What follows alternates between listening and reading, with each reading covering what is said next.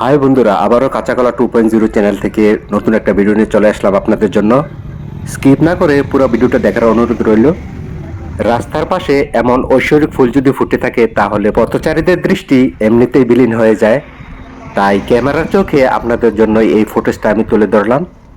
আমাদের আজকের রেসিপিটা খুবই একটা মজাদার রেসিপি। আমরা আজকে তৈরি করব আরবিয়ান খেপসা। যারা বাহিরের দেশ থেকে ঘুরে এসেছেন শুধু তারাই জানতে পারবে এই রেসিপিটার নাম। তো আমাদের সাথে থাকুন, আমরা দেখাবো কিভাবে আরবিয়ান খেপসা তৈরি করতে হয়। এখন আমরা আমাদের প্রয়োজনীয় লাকড়িগুলো কালেকশন করে নেব।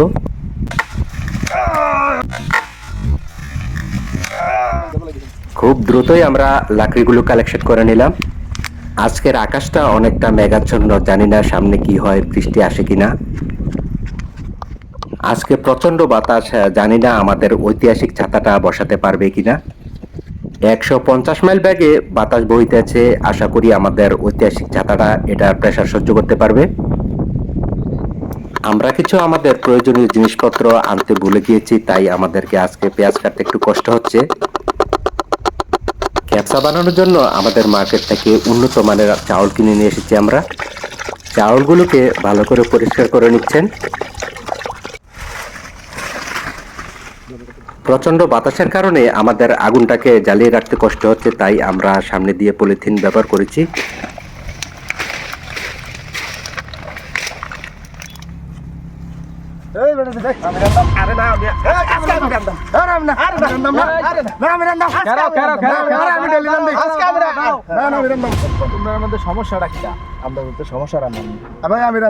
তোমরা যে দুইজন রান্না করতে আইছো, তোমরা অভিজ্ঞতা আছে? অবশ্যই আমার আমি সবসময় আছে। আমি সবসময় তোমারও আছে? হ্যাঁ, আমি আর কিতা কয়াম, আমি সবসময় তোমরা দুইজনে সমাধান করো। তাইলে তুই আমার সাথে যুদ্ধ জিততেই হোক। ঠিক আছে।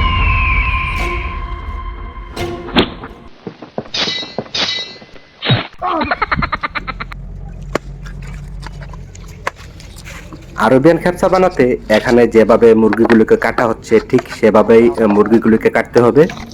খেপসা বানানোর জন্য আমরা 3টা মুরগি নিয়ে এসেছি। আপনাদের মধ্যে যারা এই প্রথমবার আমাদের ভিডিও দেখছেন তারা আমাদের চ্যানেলকে সাবস্ক্রাইব এবং ফলো করবেন। আর যারা অলরেডি করে রেখেছেন তাদেরকে অসংখ্য ধন্যবাদ। আমাদের রান্নার কারিগর তার প্রয়োজন মতো তেল ব্যবহার করছেন। রান্নাবান্নার ক্ষেত্রে তেলটা একটু কম ব্যবহার করলেই ভালো। এখন এগুলোর মধ্যে পেঁয়াজ ঢেলে দিয়েছেন, সাথে আছে টমেটো এবং গ্রিন চিলি। এগুলোকে এখন প্রায় 10 মিনিট আগুনের মধ্যে নাড়াচাড়া করতে হবে। ভিডিওর সামনের অংশে রান্নার কারিগর নিজেই কথা বলবেন। এলাচ, দারচিনি, আদা রসুন পেস্ট, মরিচ পাউডার, ধনিয়া পাউডার,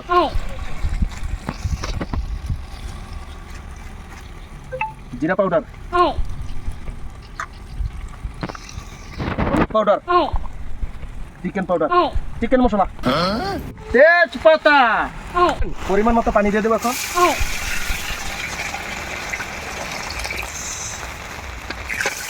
মুরগিগুলো আমরা এখন দিয়ে দেবো সিদ্ধ করার জন্য। মুরগিগুলোকে ভালো করে সিদ্ধ করার পর উঠিয়ে নিয়ে আবার অন্য প্রসেসে এটাকে পোড়ানো হবে। বলতে না বলতেই বৃষ্টি শুরু হয়ে গেছে।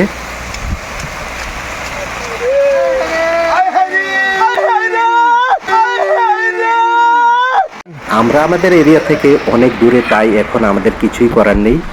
এখানে মুরগিগুলো প্রায় আধা সিদ্ধ হয়ে গেছে। বৃষ্টির পানি এসে আমাদের চুলার মধ্যে ঢুকছে, তাই আমরা ড্রেন সিস্টেম করে দিয়েছি।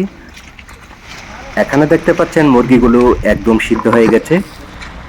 এখন এগুলোকে উঠিয়ে নিয়ে আবার অন্য প্রসেসে আগুনের মধ্যে দেওয়া হবে। পুরো ভিডিওতে আমাদের সাথে থাকুন, খুব সুন্দর, খুব মজাদার একটা রেসিপি। এখানে চাউলগুলো ঢেলে দেওয়া হচ্ছে। প্রায় 25 থেকে 30 মিনিট পর আশা করি আমাদের চাউলগুলো সিদ্ধ হয়ে যাবে। আমাদের ছাতাটার কারণে বৃষ্টির হাত থেকে আমরা রক্ষা পেয়ে গেলাম। চিকেনগুলো দিয়ে দিচ্ছি।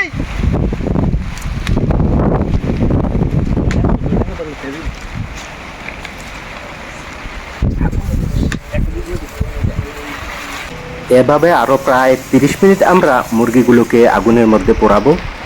প্রচন্ড বৃষ্টির মধ্যে এভাবে রান্না বান্না করা খুবই এক কষ্টকর ব্যাপার, তাই আপনাদের কাছে অনুরোধ করছি আমাদের ভিডিওটাকে লাইক, শেয়ার, কমেন্ট অবশ্যই করবেন।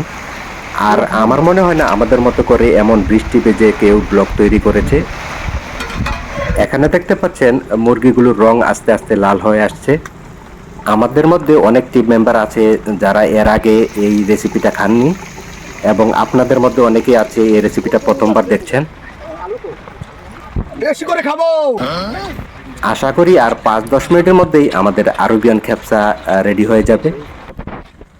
আমাদের মুরগিগুলো পুরা কমপ্লিট হয়ে গেছে। এখানে দেখতে পাচ্ছেন খুবই সুন্দর কালার হয়েছে মুরগিগুলোর। এখন আমাদের খাওয়া দাওয়ার পালা।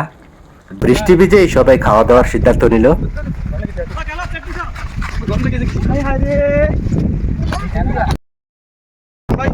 আরবিয়ান খেপসা আরবরা ঠিক এভাবেই বসে খায়, তাই আমরাও এভাবে বসে খাচ্ছি।